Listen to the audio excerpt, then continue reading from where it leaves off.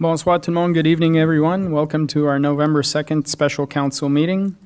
Tous les membres du conseil sont ici ce soir. Adoption of the agenda.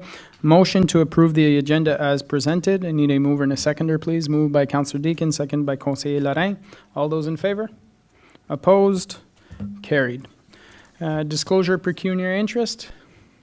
Hearing, seeing none. Item 4, reports from department and council committees. Item A, soil improvements at the recreation complex location, report PR 13 2023. The council received report PR 13 2023 dated November 2nd, 2023, and approved the proposed bylaw. 1, to award a contract and to authorize the entry into agreement with A.L. Blair Construction Limited for the soil improvements at the recreation complex location for $1,902,453. This work will include the preloading, remove topsoil and add granular, and the installation of the wick drains. And 2, that the mayor and the clerk are authorized to sign the agreement. Monsieur Godin, Madame Guitard? Thank you, Mr. Mayor, members of council. Yes, this is the report that followed the exemption for the sole sourcing that I had requested 2 weeks ago at council. So this is the result of all the negotiations that we did.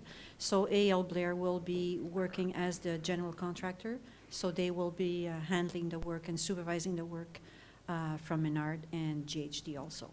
Okay, perfect. Just to confirm, the question was asked at the last meeting, but if ever there was a change of scope in the project, I just want to confirm, we would be able to reuse the materials within the township. Monsieur Bourgon, most likely you guys would be dealing with the rocks, so. Yeah, exactly. So we'll be able to reuse material that was placed in excess of the construction if it happens, okay. Depending on timing of the decision, or if it happens, maybe the placement won't happen at all. Okay. But either or, yeah, material could be reused. Okay, perfect. Any other questions, members of council? Hearing, seeing none. Anything else to add? No? No, I can just say, maybe add that the work has already started because we gave them a PO for just the removal and clearing out a bit, so we didn't lose any time on for the work to be completed before the winter comes. Okay, perfect. Item B, presentation of the schematic design at the Class B 60% for the Recreation Complex Report, PR 14 2023. The council received report PR 14 2023 dated November 2nd, 2023 for information purposes. Monsieur Godin, Madame Guitard, we have some guests. Thank you, Mr. Mayor and members of council. Yes, we do have some guests. We have our project manager management from Turner & Townsend, Mr. Ray Lickery, and we have our architects from MGMA, Mark Downing and Luke DeRoss. The architects from MGMA will be making the presentation, which you all received, I think, 2 days ago. So this is an update from last April. Obviously, so this is the update as of a Class B. So I can just maybe give them the floor and they can start. Perfect. Welcome very much, gentlemen.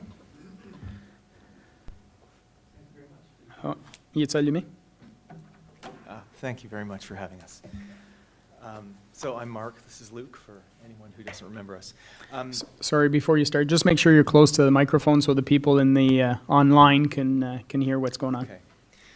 Okay, thank you very much for having us. The purpose of this presentation we've put together is it's a design update. We're building on the report that we gave you in April, and we're building on the work we did for the community presentation, information session, and of course we got a lot of good feedback at that session as well. So what you'll see reflected in the update we're giving you today is all of those things together, and of course we're in receipt of a Class B cost estimate, which has been a very it's been an ongoing and very reasonable process. So what you'll see in our imagery today is I think a very good reaction to everything we've been hearing. What we will generally do, what we'd like to do here, and this is an introductory image which we'll talk about later in the presentation.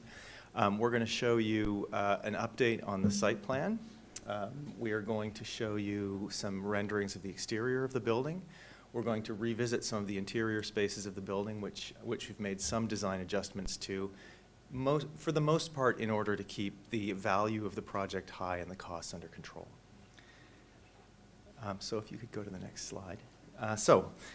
Site and program, we'll talk about the exterior, the interior. We will remind you that the heart of the project is a courtyard that links to the existing park facilities you have at the site. We'll talk a little bit about our approach to sustainability, which hasn't been a topic at the forefront of discussion here, but I think it's important that you know the efforts the design team has gone to make this a forward-thinking project and still keep the costs low. And finally, we'll talk about what's happening with the design team and what next steps will be. So if you could advance the slide. There we go. So a reminder of... Whoops. Okay. A reminder of the scope of the project.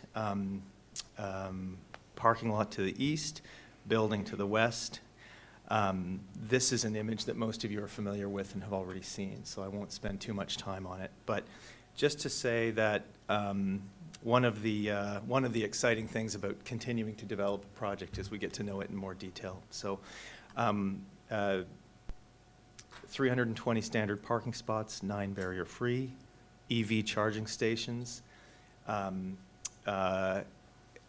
initiatives to make the site accessible at the pedestrian level, even outside the building, places to rest, benches, pedestrian-friendly walking zones, and we'll talk a little bit more about that in detail as well.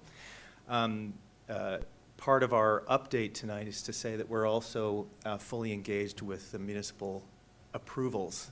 We have made our first site plan application submission. We've had a good dialogue with your colleagues on city staff. We are planning that our next submission will go in on the 3rd. So the project is moving ahead at a focused pace. We're intent on hitting your tender deadline, which we're holding in February. So lots of good work going on in the background with approvals as well as design. Next slide, please. Just a reminder of the amenity of the project. This is a view that you've all seen from the public info session. The yellow is the public space.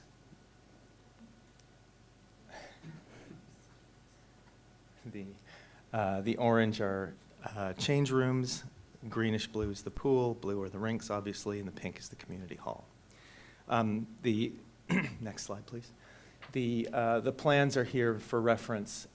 Not a lot of visible changes in the plans between what you've seen in the public presentation and what you're seeing here. Just to point out that at the detail level, some of the spaces have shifted and evolved a little bit during design.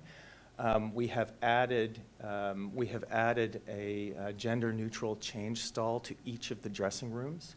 We have added a junior change room, a junior A dressing room to the top.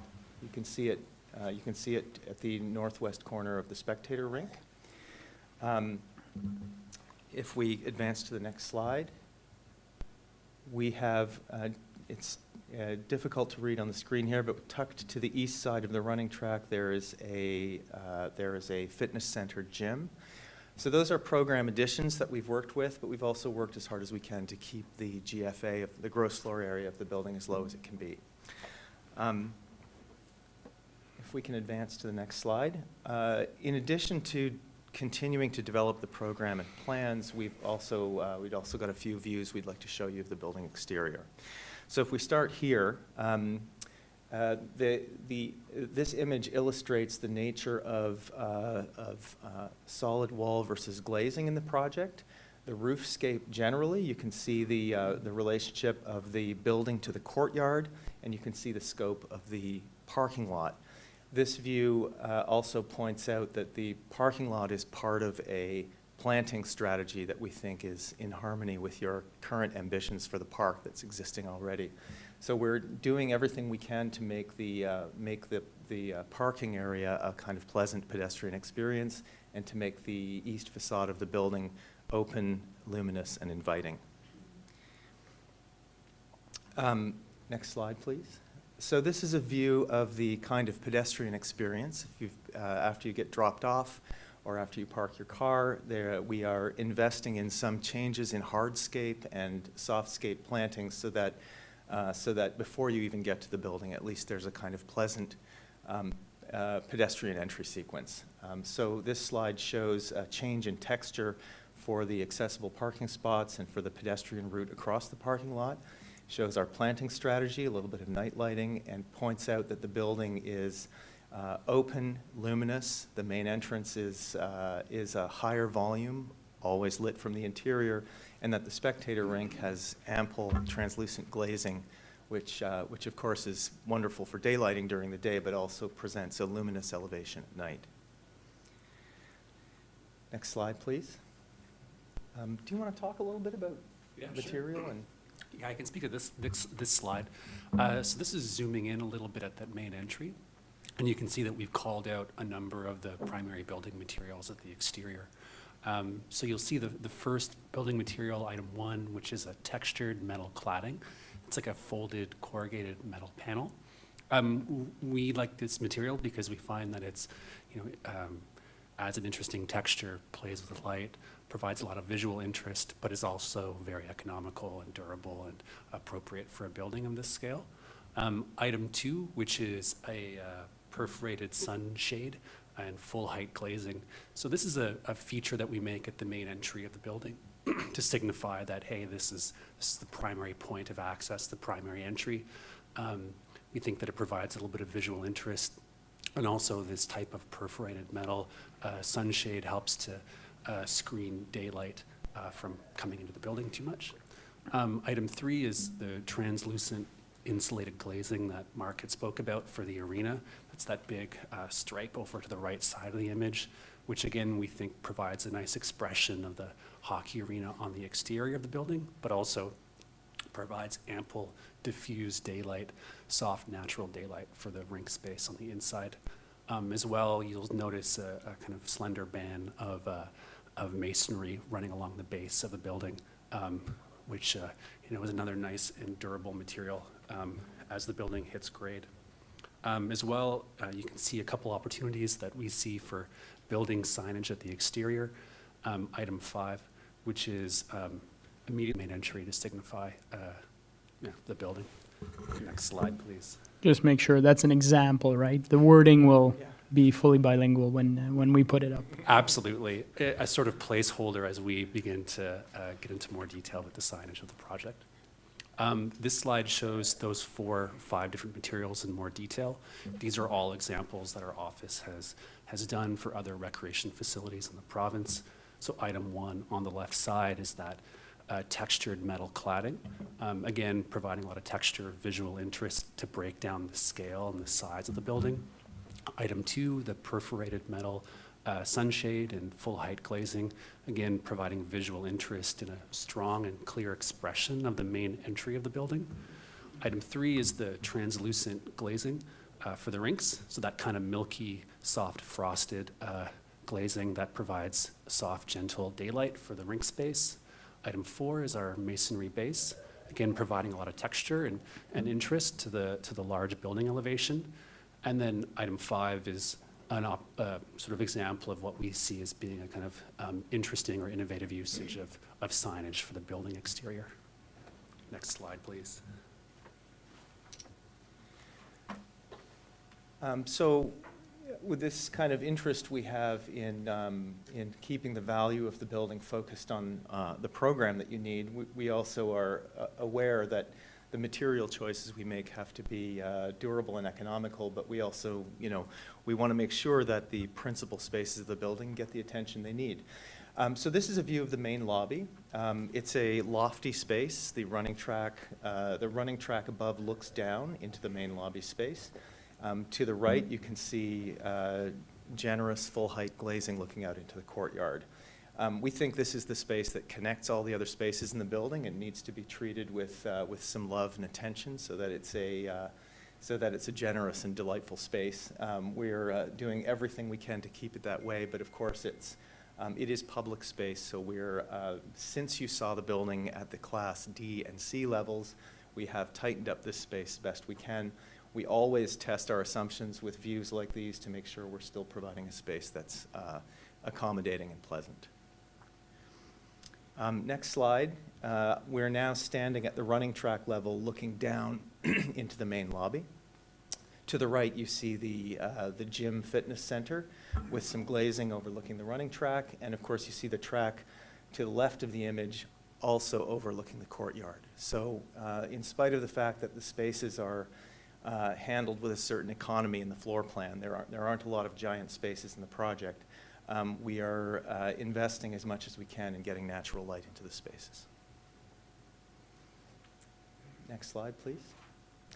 And the last, continuing down the main lobby, you can see the wood treatment of the guard for the running track overlooking the main lobby space. We're now at the west end of the lobby looking into and across the aquatic center. So you see the lobby in the foreground. In the midground, you see the reflections of the water in the pool. And of course, beyond is the full-height glazing, again, with the space benefiting from natural light and views of the courtyard. Would you like to speak to the next one? Yeah, absolutely. So the next slide, please. This is a sort of zoom-in floor plan of the aquatic area, aquatic center. So in the center, you can see the 6-lane, 25-meter competition lap pool, the FINA lap pool. To the right of the drawing is the leisure tank, the leisure pool.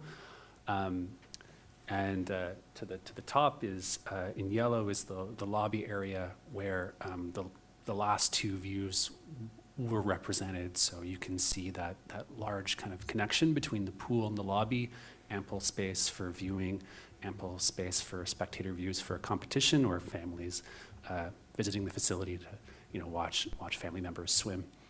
The main entry into the aquatics is to the top left of the floor plan, where we have the reception and the small admin area for staff. And then to the center left of the floor plan is the universal change area, providing a range of private change stalls, small to medium, as well as showers and universal washrooms. Next slide, please.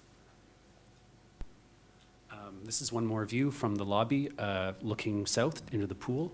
So, that expressing that strong connection between lobby and the aquatic space, lots of room for viewing, as well as views across the pool deck into the courtyard to the left of the image, and lots of natural daylight balanced from more glazing on the right-hand side of the image.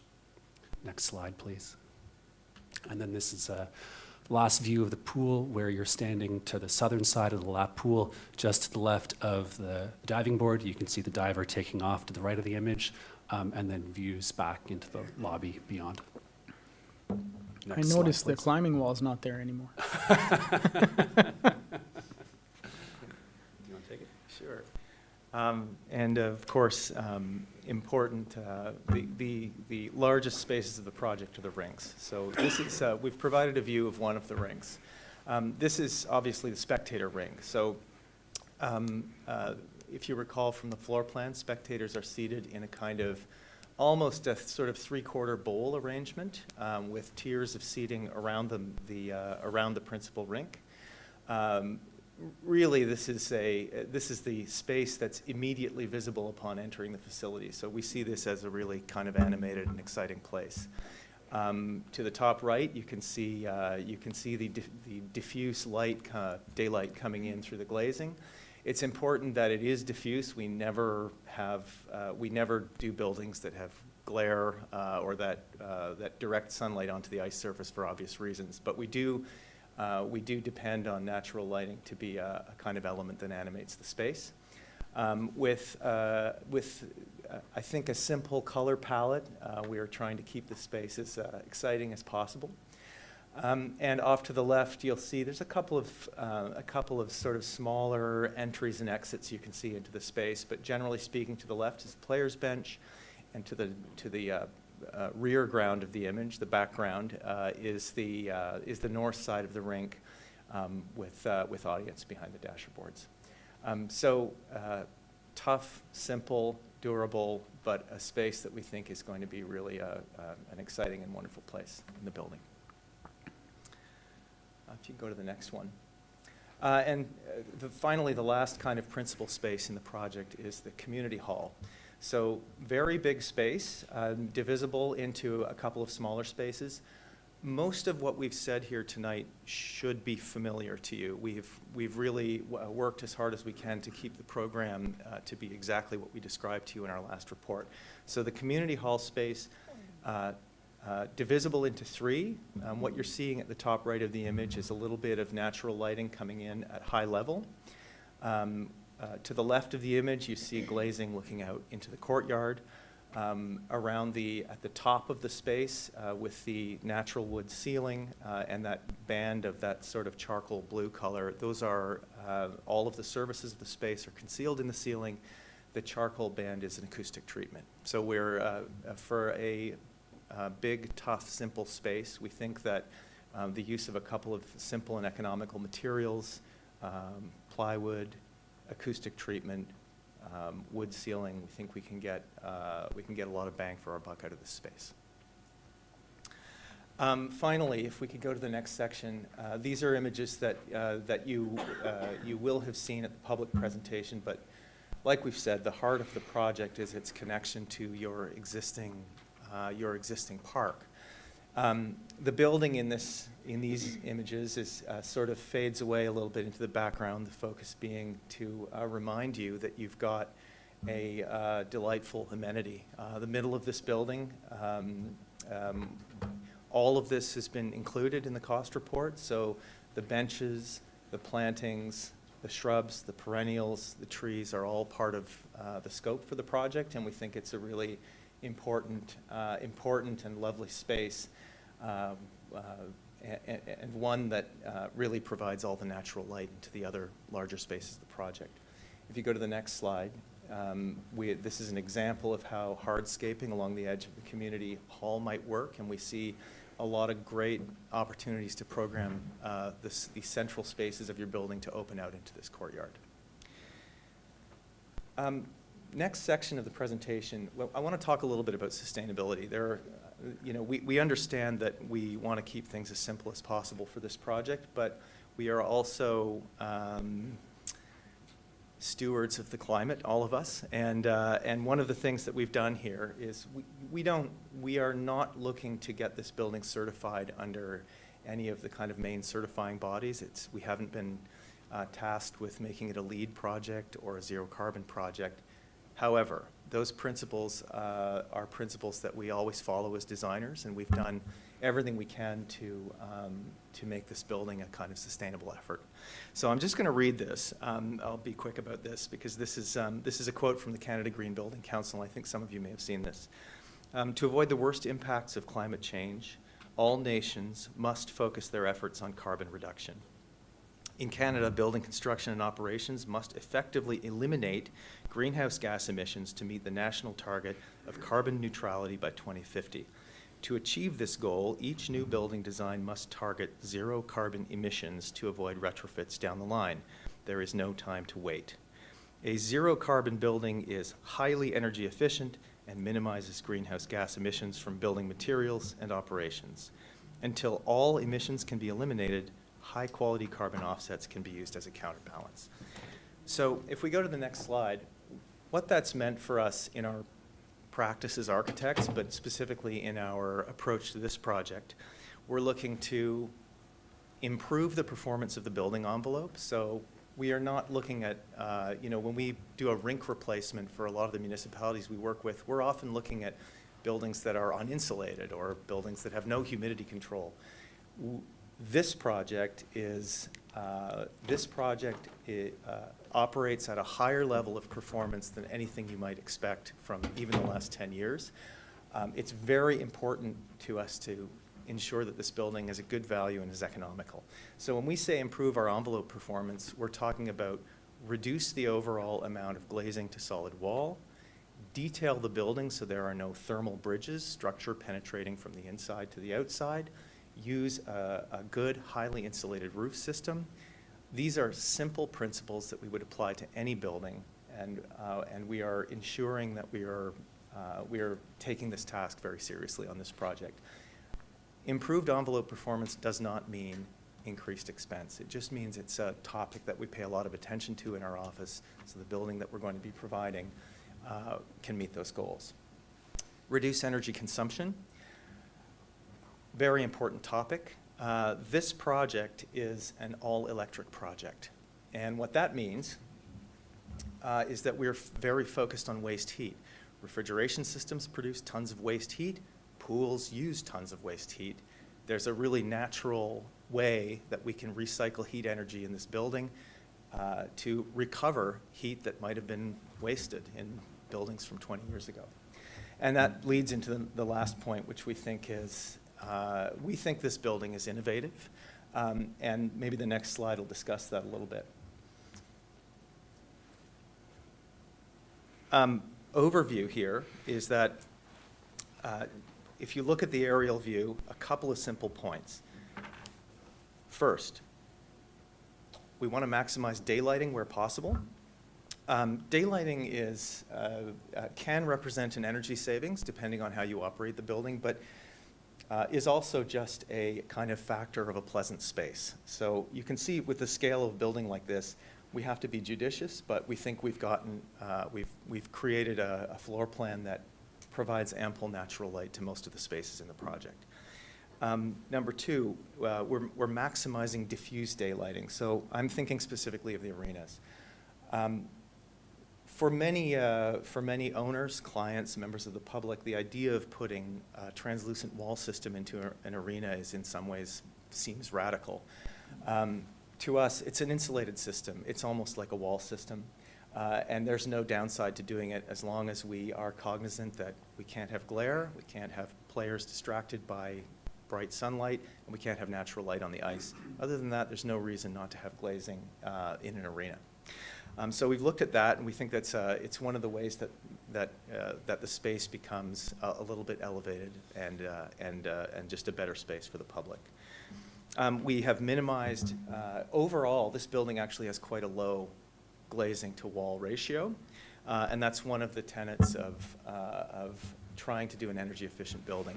No matter which way you slice it, glazing, of course, is less, there's less envelope to glazing than there is to solid wall. So we're trying to make judicious choices on glass. We want to reduce heat transfer through the roof. Again, this is simple stuff. The roof is white. The roof membrane is white. The roof has, the insulation system for the roof has a minimum of interruptions in it. All of this is simple stuff, again. Anyone who's operated a rink has heard the term low emissivity before, so we're trying to make sure we reduce the heat transfer from the outside of the roof to the inside and vice versa. And the last thing we're doing here, hard to illustrate in an image like this, but we are enhancing the depth and continuity of insulation and airtightness. So that means when we detail openings in the building, changes in direction of the building envelope, that we're putting special attention into making sure there are no breaks in the insulation or in the vapor barrier. The next slide is the slide. I mean, it's a little bit dry to show a technical drawing, but just to point out that this is a drawing that I wouldn't have seen in a mechanical engineer's set 15 years ago. All of the building systems in this project, so this drawing shows boilers, rooftop ventilation, domestic water, air source heat pumps. All are linked with a glycol loop in the building. As soon as there's waste heat from one system, for whatever reason, it gets used in the system that needs it. So in principle, the idea is that any time you're throwing, you might in the past have thrown heat back into the heat energy back into the atmosphere. In this project, and indeed in most of our projects now, it gets recycled back into the systems in the building. That's why heat pump systems are so exciting and so useful. So this entire building is on a heat exchange, a thermal loop. So our expectation is that any of the systems that are working overtime and producing extra heat, that all of that heat can be moved back into the building to reduce your energy consumption elsewhere.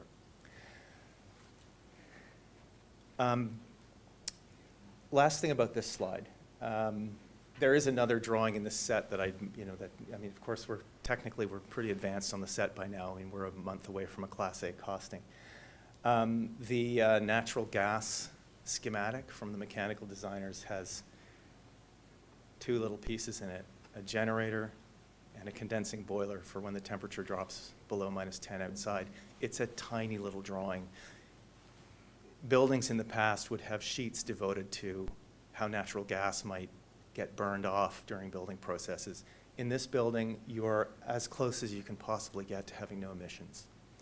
So really important factor in when you think about how this building works is that this is a really, really positive step towards lowering your emissions municipally. Okay, we can go to the next slide. The last thing to say here is we are quite close to doing a Class A costing, which means we're quite close to tender. We are targeting February to tender this project. So what that means is there are a lot of people working on it. The drawing set is quite advanced. It means that we're getting surer and surer that the costs we're projecting this building might incur are getting more and more accurate with every report.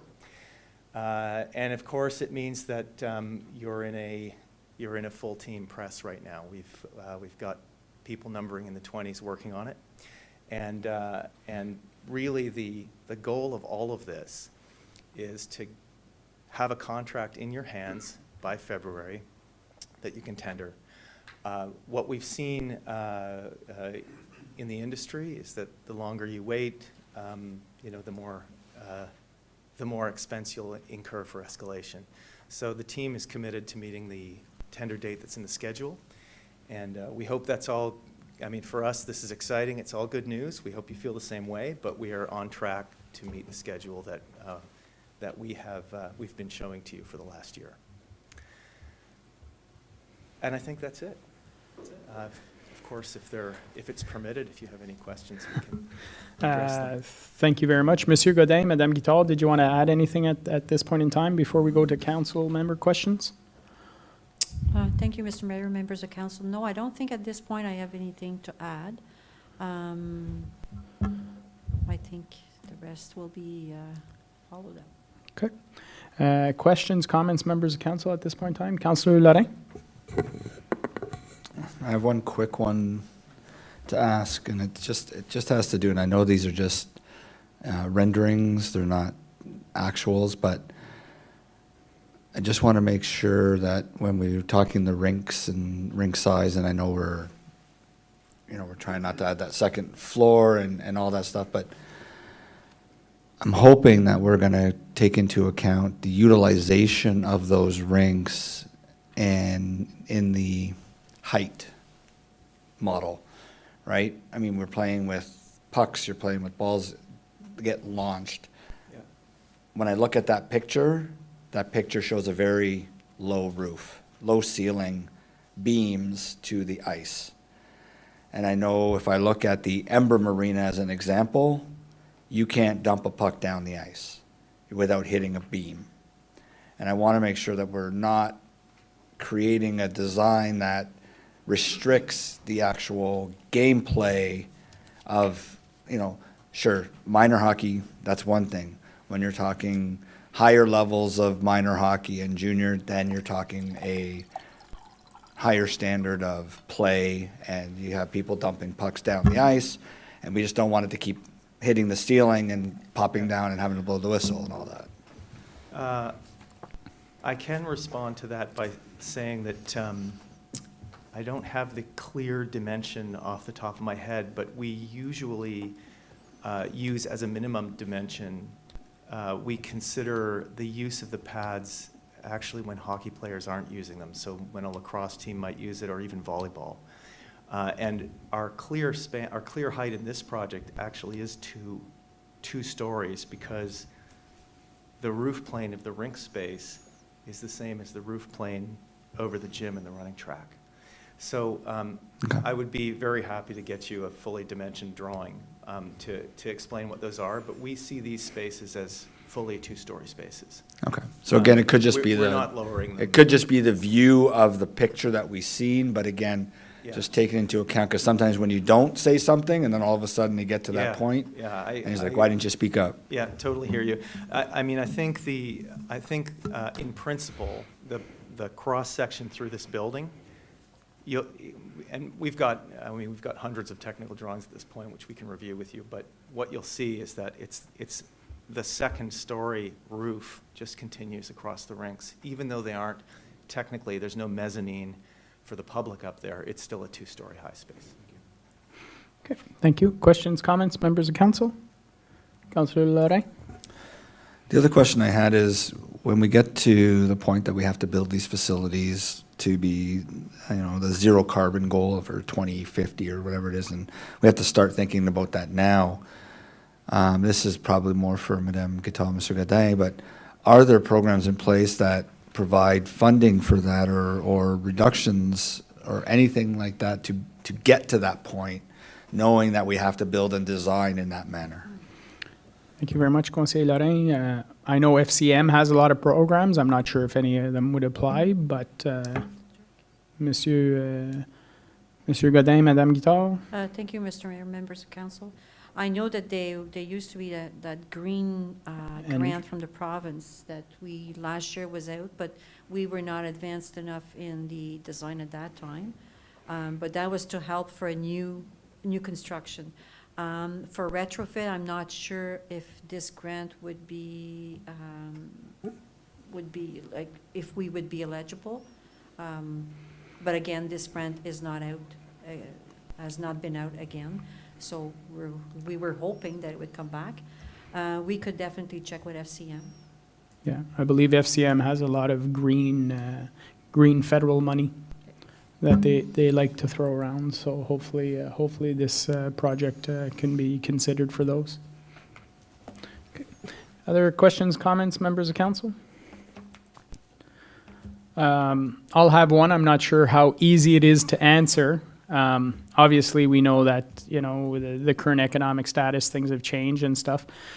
So what's the risk if we go to tender and it comes in higher than expected, and we either have to redesign, retender, or find ourselves with a delay? You mentioned escalation costs earlier. Can you give us an idea of what that could potentially look like? Well, I can comment on escalation because this team, so the municipal team, on this project has commissioned several cost reports which include an escalation factor. So in the last cost report, the escalation was tagged at 6% per year. Now that's an estimate, and we can't, there's no crystal ball here, but 6% per year basically means if you're, I don't have a calculator on me, but if you're looking at $80 to $90 million and you make the decision to extend the schedule by a couple of months, or I'm not sure specifically what you have in mind, but I think it's fair to say moving from a February tender to any date after that, you could calculate per month what the escalation on that project would be. Right. And that's, I make that statement only as someone who spends a great deal of time looking at cost reports. Of course, I'm an architect, and I would prefer it if the market was just in everybody's favor all the time. I think for now, I think we should respect the cost reports we have and use that figure as a starting point for discussion. Okay, perfect. Thank you. Any further questions? Councillor Deakin? Yeah, just wanted to make sure for the pools, the two pools in that space, they both have accessibility ramps to them? They do, yes. Yeah. Okay. I think that's it for me. Thank you. Okay. Conseiller Lalonde? Yeah, maybe just as a follow-up on that, I'm happy to see now that the pictures are for the pool, show a little more detail, to see that the accessibility ramp in one of the lanes doesn't cut into the lane, because at other pools, in years gone by, you would end up with one of the lanes would be a half a lane. So you've squarely put it to the side so that there's 6 full lanes, and I think that's a great feature. Perfect. Any other questions or comments? So, gentlemen, before we delve into the next agenda item, I want to take a moment to sincerely thank you for the exceptional presentation you've just delivered. I think you've successfully brought our community's vision to life, providing us with a clear and inspiring picture of what is our dream. Your dedication to aligning your work with our aspirations is evident, and I'm truly grateful for that. So, members of council, as we transition to discussing report PR 14/2023 a little while from now, I want to provide some context and some reassurance. We will enter closed session to discuss critical financial matters. The decision to go into a closed session is backed by the administration's recommendation and a legal opinion. The reality of worldwide economic challenges faced by so many necessitates this confidentiality, and yet our commitment to transparency remains unwavering. And based on discussion that I had with you earlier, we definitely want to keep our cards as close to our chest as possible, so that when we go out to the tender process, we don't give away too much. So, this closed session is not mustn't be seen as a deviation from our dedication to open governance. To underscore this commitment, I will recommend scheduling a follow-up public session. In that session, the aim will be to share as much information as possible with our community, all while safeguarding our township's financial position. So, gentlemen, your presentation has set a solid foundation for our discussions coming up, so thank you very much. Thank you for your comments, and thank you very much for having us. Thank you.